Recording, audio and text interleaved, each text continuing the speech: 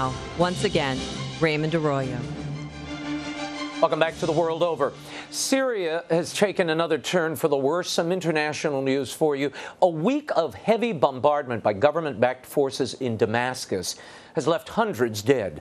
Appeals for a ceasefire and humanitarian relief from the United Nations Security Council and Pope Francis have fallen on deaf ears, save for a 5-hour pause by Russian forces on Wednesday. For the second straight week, Pope Francis bemoaned the bloody war during his Sunday Angelus address. He said hospitals have been hit, people can't get enough to eat, all of this is inhumane. He stressed that evil cannot be fought with another evil. The fresh eruption of conflict has so far left more than 500 civilians dead, including 121 children. Aid groups also report that several hospitals in the area are now out of commission, and relief workers are not being allowed access to the damaged area. Christian leaders are reopening the Church of the Holy Sepulchre in Jerusalem after the city backtracked on tax plans seen as targeting Christians in the region. On Sunday, Catholic, Greek Orthodox, and Armenian church leaders jointly decided to close the sacred church indefinitely to protest two controversial proposals by the city. At issue were proposed government claims of eminent domain on recently sold church-owned property and the removal of a tax exemption for church-affiliated organizations such as schools and hospitals. Eventually, Israeli Prime Minister Benjamin Netanyahu intervened. He worked with Jerusalem's mayor to find a solution on the municipal tax question, and deliberations on the land grab have been tabled. And 3 years after the beheading of 21 Egyptian Christians on a Libyan beach horrified the world, a new church has been dedicated in their memory. More than 500 faithful packed the inaugural service in the Egyptian village of Al-Aur. It is called the Coptic Church of the Martyrs of Faith and Homeland. President al-Sisi had promised the new church to the village's 2,500 Christians, more than a third of the total population of 6,000, soon after the beheadings. Inscribed on the church's altar are the names of the 21 martyrs.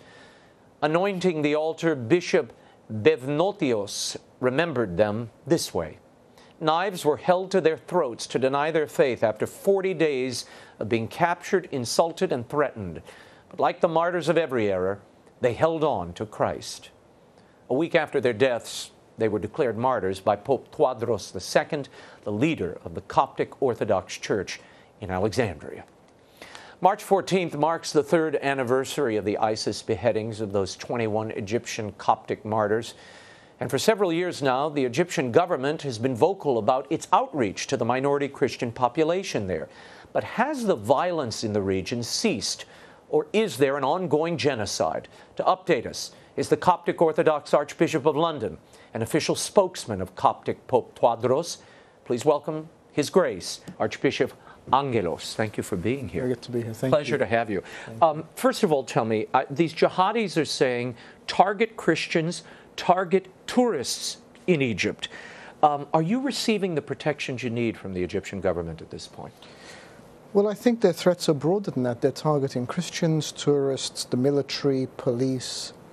Indeed, they're targeting everyone who doesn't fit within a very narrow remit of what people should be. Mm-hmm. And I don't think we're looking at privileged protection. I think it's a general state of law and order where everyone feels safe. Mm-hmm. Now, of course, there are targeted attacks on Christians. Yeah. From December 2016, December 2017, over 120 people lost their lives between church bombings, shootings, targeted attacks on Christians, to the attack and murder of a priest who was in Cairo. Mm. So crime will happen everywhere, but it is better when there's a robust system that holds people accountable and brings people to some sort of reckoning. Because if it doesn't, then it creates an inbuilt sense of impunity. Yeah. And so people not only commit the same crimes, they commit even more sinister crimes. It emboldens them. Absolutely. It emboldens them. Do you feel there's a genocide underway? I've spoken to some of my Coptic friends in Cairo who say, we feel this is a targeted genocide playing out? I think genocide is a very big term, and I was here in D.C. when we were looking at genocide in the Middle East as a whole. Mm-hmm. So I don't want to diminish the word, because I think it's important that people who are on the receiving end of that are called what it is. I think in Egypt it is a targeted persecution. It is part of a desired genocide, because those who perpetrate these crimes don't think that Christians have a place. And they want to eradicate, or at least to put them in a position where they are a servitude, a second class that is protected. I mean, you talk about a persecuted population and that this is a targeted persecution, but 200 Coptics have been driven out of their homes last year, 200 of them. You mentioned the 150 that died. Are you worried that we're watching the slow eroding of the Coptic Church before our eyes? I'm in the region. I have a particular view in that I don't think so. So Egypt is a very particular situation. Across the Middle East, we see countries where there were millions. Iraq, where there were over 2 million Christians, now less than 150,000. Right. And so on and so forth. In Egypt, we still have 13 million Christians, and that represents 90% of Coptic Christians worldwide, so only 10% have left. And so it's a very particular situation. The only other country like that would be Beirut, where the Maronite community is proportionately about 30%, but smaller in number. What it does do, however, is people who are there end up being on the receiving end of more attacks, so it puts an incredible amount of pressure on them. And because Egypt is the biggest bulk of Christians, it instinctively becomes the biggest target. Right. So if you want to make a statement, this is where you make it. You target this community. And so it does put a huge pressure on those people there. But again, they're faithful, they're resilient, they still fill their churches and their monasteries. And we see a great Christian witness continuing. People know that they are targeted, they know they are vulnerable. They know their churches are targeted, yet they will still go to church every Sunday. They'll fill the churches at feasts. Some people even pray with their families in their front rooms before they go to church, thinking they may not return, but they still go. Wow, amazing witness. To give us a sense very quickly, because so many in the audience don't understand, and I didn't before I went the first time, the heritage and the deep roots of the Coptic community in Egypt.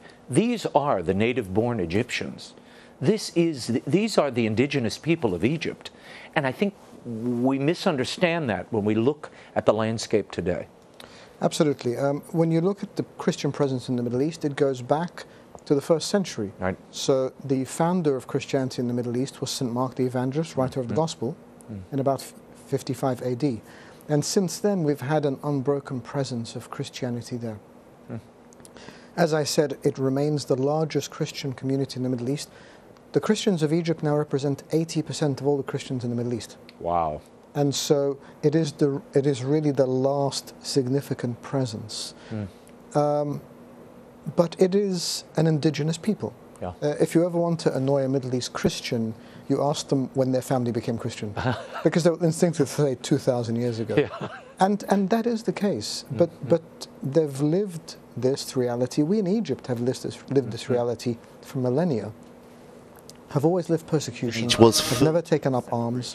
As you say, with the Libya martyrs, it wasn't only the incredible dignity with which they met their deaths and they raised the name of their Savior up to quite literally the last moment, but it's the incredible grace and forgiveness of their families and their communities. And that really became a benchmark, and it became a testimony to all of these wonderful people who continue to live and witness. Pope Tewodros is very close to President Al-Sisi of Egypt. This community you're talking about represents 10% of the overall Egyptian population. Al-Sisi has made great vocalizations, and he's had a few things like the building of the church we mentioned earlier. He's shown demonstrations that he stands with the Christian community. At the same time, many of the young people in your community are dissatisfied with him and don't feel he's done enough. Your thoughts? Has he done enough? Is there more to be done? And what would you suggest? My thoughts are that there is always more to be done. Egypt is coming out of a very bad time under the Muslim Brotherhood when they were there for a short period, but a very destructive period. if we're speaking about the past 70 years, there's been no real democracy there either. No. So this is not the restoration of anything. This is the actual building from scratch of a legitimate democratic system. As much as the president wants to do, even with the United States or anywhere, a country, a state, is more than the president. Yes. And no matter how well-intentioned he is, and I believe he is well-intentioned, it takes a lot more than that. It takes process, it takes system, it takes a lot more that can actually implement law and order and keep it. Of course, there were great expectations for people in 2011 with the uprising. We were challenged as a church that we weren't supporting it, and we were told that we were pro-Mubarak. What people didn't realize is we knew the truth. We understood. Because there was no firm footing or foundation, precisely what was going to happen. And it is what happened. There became a gap. Islamists took over. The country plummeted. And this is now what we're trying to pick up from. So I understand that people are dissatisfied. But I also think this is a very long game. And it's a long approach to something that needs to be done. It's going to need the whole community to work together. And it's going to need a working between state and religious communities, whether it's the Coptic Orthodox Church, Al-Azhar, which is the foremost Islamic institution in the Middle East, or anyone else. It is going to take a collaborative effort to help Egypt, and in turn help all the people of Egypt, Christians and otherwise. You are here this week. You're talking to the International Ambassador for Religious Freedom, Sam Brownback. Give me a sense of why you're here. What don't we know, and what does this audience, not only in America, but across Europe and Africa and other places, need to know about this community, and how you're regarded at home and treated by those around you? Well, I have good and faithful friends here who think it worthwhile to invite me back to present this perspective. And I do try to do that. I'm Egyptian, born in Egypt, lived in Egypt. I've been in the UK for 22 years. So I have a perspective from both sides. And what I try to do here, as I have done today, is present the perspective of what is happening to Christians in a way that an audience here can hear. At worst, people in the West don't realize that there are Christians in the Middle East at all. At best, they fully misunderstand the dynamics. They don't understand that not only are there targeted attacks, but there is an inherent systemic persecution of people who are marginalized and alienated. Now, it doesn't need to be government-backed or sanctioned, but it's social. Everyday living, in the street, in the marketplace. In the workplace, and everywhere else. And what it needs is for a greater awareness of this, and to realize that what Christians need in the Middle East, Egypt and otherwise, is to be seen as citizens who have equal rights and equal opportunities. Are you seeing those, they acting out among Islamists in Egypt increasing against the Coptic community? I had a Coptic translator, now I'm going back 20 years. I think she was all of 18 years old. She was at a Catholic girls' high school in Cairo. She translated for me for 3 weeks. The last 2 days of the 3 weeks, she kept wearing this scarf. And I said, oh, you have, it's hot out. Why are you wearing this scarf around your neck? And it was to cover all the bruises where she was attacked by a group of guys on the corner in her neighborhood. These are people who she'd lived with her whole life. Are you seeing and hearing more of those kind of ad hoc attacks in public, particularly against women and people who demonstrate their faith or show signs of it? I think in part they're ad hoc, but in part I think it is an orchestrated agenda of targeted attacks. There is no doubt that Christians are being targeted and persecuted, whether it's at the personal level, like this poor young woman, or church communities, or families, or businesses. There are those who will do that. And sometimes it is the big thinkers and the perpetrators, and sometimes it's copycats, and sometimes it is people who just feel like they're furthering their own cause. Sometimes people who are trying to lash out at the government, so attack the Christians, so as to further alienate the Christians, but also send a message to the government. So the Christians are in a very precarious situation. But we've lived with that for decades, for centuries. And I think the take-home message is we don't think of them as victims, but as witnesses. And we realize the incredible strength and resilience and dedication that it takes to live as a Christian in this setting. And by and large, they don't want to leave. They want to continue there and they want to continue to witness. But they need us to continue to remember them as well. Very good. Archbishop, thank you so much for being here. Our prayers are with you, and please keep us in yours. Important information. And for more on the Coptic Orthodox Diocese of London and the Coptic community, you can follow the ministry of Archbishop Angaelos at copticorthodox.london. Before we go, a reminder, if you're near Steubenville University this Sunday, I'll be moderating a panel with actor Jim Caviezel and Scott Hahn to discuss Jim's new movie, Paul, Apostle of Christ. It starts at 7:30 p.m. and it's free, so you'd better get there early.